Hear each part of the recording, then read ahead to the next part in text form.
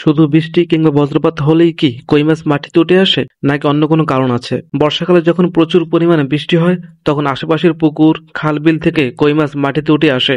এই নিয়ে হয়তো অনেকের মনেই প্রশ্ন জেগেছে, আসলে এমনটা কেন হয়? বর্ষাকালে প্রচণ্ড বৃষ্টি ও বজ্রপাতের সময় আশেপাশের পুকুর, খাল, বিল, নদীর পাড়ে জীবন্ত কই মাছ লাফালাফি করে। এই ঘটনাকে গ্রামের ভাষায় বলে মাছ উজানো। উজান হলো স্রোতের বিপরীত দিকে যাওয়া। কিন্তু এমনটা কেন হয়? নিশ্চয়ই এই প্রশ্নটা আপনার মাথায় এসেছে। এই বিষয়ে জানতে হলে আপনাকে প্রথমে জানতে হবে টেক্সিস সম্পর্কে। আসলে টেক্সিস এর অর্থ হচ্ছে টার্ম, যার অর্থ প্রাণীর দিকমুখিতা। সহজভাবে বললে বিভিন্ন পরিবেশে প্রাণীর ছুটে চলা, যেমন তাপ, চাপ, আলো, শব্দ ইত্যাদি। যখন বিভিন্ন পরিবেশের দিকে প্রাণী ছুটে চলে, তখন তাকে পজিটিভ টেক্সিস বলা হয়। কই মাছের টেক্সিস হলো পজিটিভ টেক্সিস। কোনো প্রাণী যখন স্রোতের দিকে চলে, তখন তাকে রিউটেক্সিস বলে, যা এক প্রকার পজিটিভ টেক্সিস।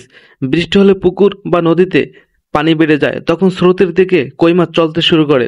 বিষয়টিকে নতুন পানিতে যাওয়া বলে থাকেন। আর কই মাছের পাখনা বেশ শক্ত হওয়াতে তারা মাটির উপরে নড়াচড়া করতে পারে এবং তারা চেষ্টা করে অন্য কোনো নতুন জায়গায় যাওয়ার। আর এর কারণে আমরা হয়তো দেখি কই মাছ মাটির উপরে লাফালাফি করতেছে। তবে এর আরো একটি কারণ আছে। দীর্ঘদিন বৃষ্টি না হলে পুকুর বা জলাশয়ের পানিতে অক্সিজেন বা খাবারের ঘাটতি হয়। কই মাছ বৃষ্টির পানি পাওয়ায় সে অক্সিজেন ও খাবারের জন্য স্রোতের সঙ্গে রিউটেক্সিসে সাড়া দেয়।